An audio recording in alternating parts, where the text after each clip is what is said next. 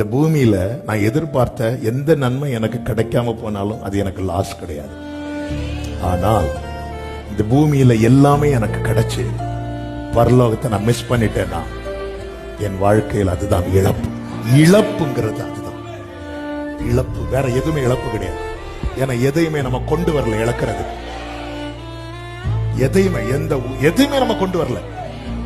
என்ன நம்ம இழந்தோம்? எல்லாமே ஆன் த வேல ஆட் ஆனது தானே. உண்மையில இழப்பு என்பது என்ன தெரியும்? இழப்பு என்பது என்ன தெரியும்? அந்த வாசல் எனக்கு கிடைக்கும். இங்க நான் அப்பா பிள்ளை உறவு பாராட்டிட்டு அங்க இல்லைன்னு வரும்போது